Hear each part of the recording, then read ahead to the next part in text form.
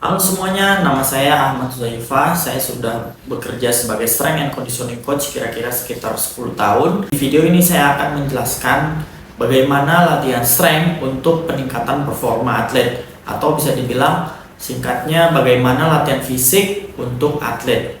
Jika kalian adalah pelatih yang melatih atlet, atau kalian adalah atlet, atau mungkin kalian adalah orang tua atlet, tonton video ini sampai habis dan jangan di skip. Oke, kita mulai dari definisi strength.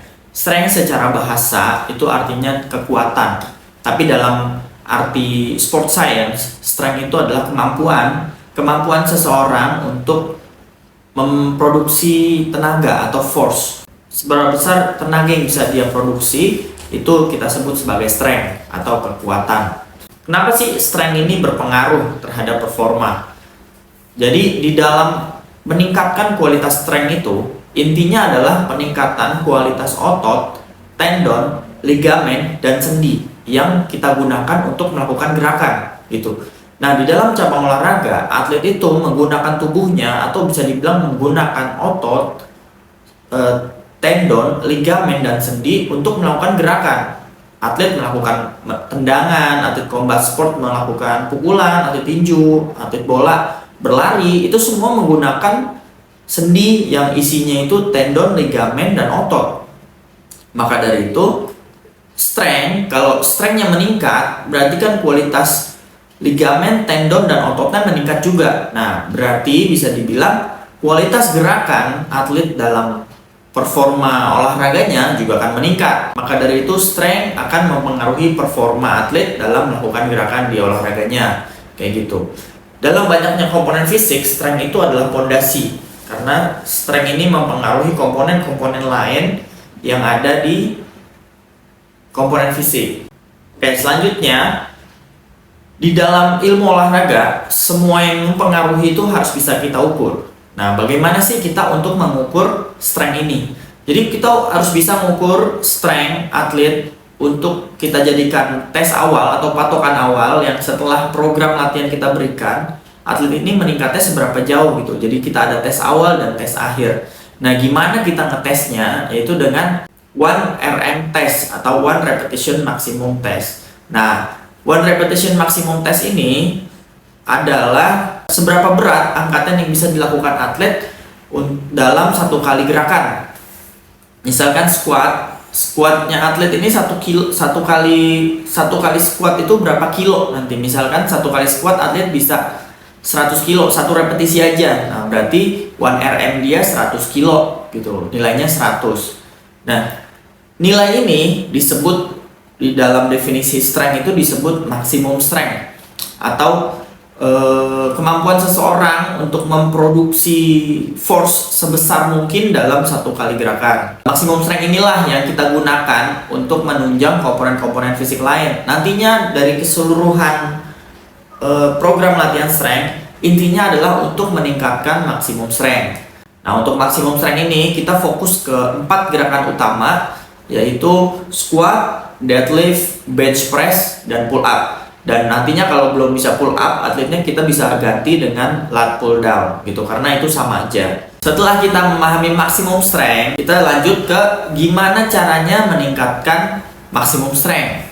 Oke. Jadi ada 2 hal yang harus dilakukan atau 2 program yang harus diberikan kepada atlet, yaitu program hypertrophy dan yang kedua itu program maksimum strength itu sendiri. Jadi di hypertrophy ini kita mempersiapkan tubuh atlet dengan bisa dibilang beban menengah dengan repetisi yang relatif banyak untuk mempersiapkan tubuhnya untuk nanti di maksimum strength di program maksimum strength itu meningkat maksimum strength-nya. Kayak gitu. Jadi ada 2 program, yaitu hypertrophy dan maximum strength. Oke, kita bahas dulu tentang hypertrophy. Hypertrophy ini bebannya kira-kira 70-80% dari 1RM. Dan repetisinya itu 6-12 repetisi. Untuk gerakannya di masa latihan hypertrophy ini bisa digabung dengan gerakan-gerakan lain, tapi tetap fokus ke 4 gerakan utama yang tadi, yaitu squat, deadlift, bench press, dan pull up. Contoh programnya itu kayak gini. Misalkan dalam satu sesi kita pakai 6 gerakan, ya, 6 gerakan. Squat, deadlift, bench press, dan pull up, ditambah 2 gerakan core, misalkan crunch dan back up. Nah, 6 gerakan ini kita lakukan sebanyak 10 repetisi dikali 4 set. Dan istirahat antar setnya nanti 1-2 menit tergantung kemampuan atlet gitu. Kalau bisa 1 menit bagus, kalau enggak maksimalnya itu di 2 menit.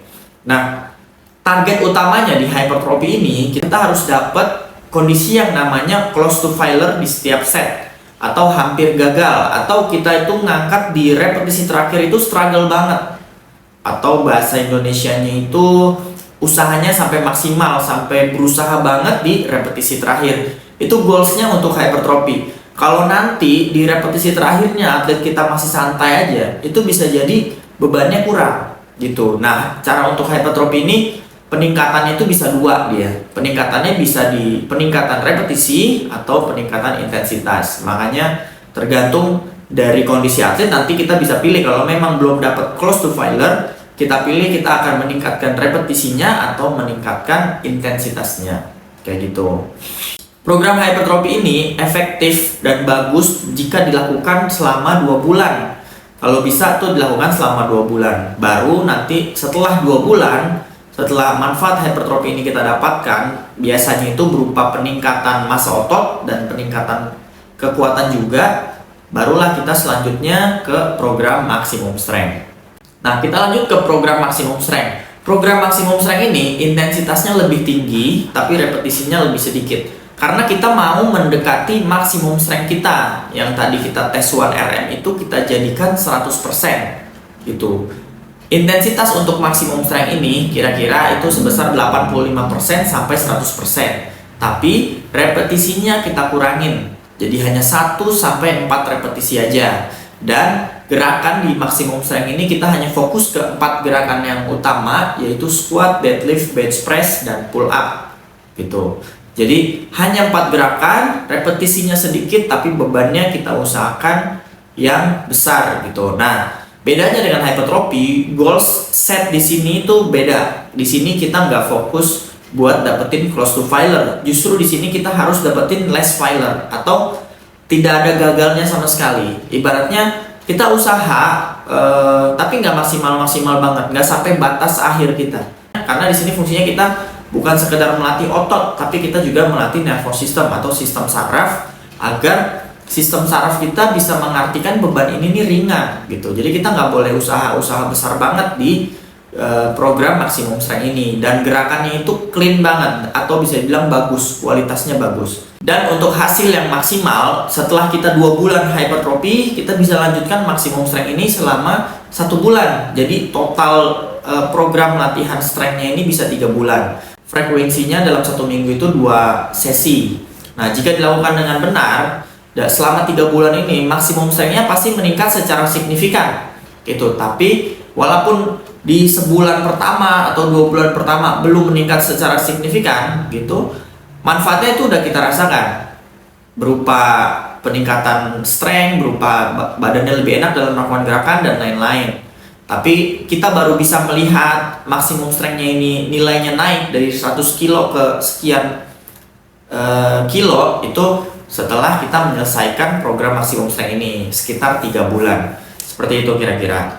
Oke, jadi kira-kira begitu teman-teman untuk program latihan strength untuk peningkatan performa atau strength training for performance. Untuk kalian yang mau mempelajari lebih lanjut, saya sudah merangkum strength training for performance ini dalam sebuah ebook yang bisa kalian akses di link yang ada di bio saya nantinya.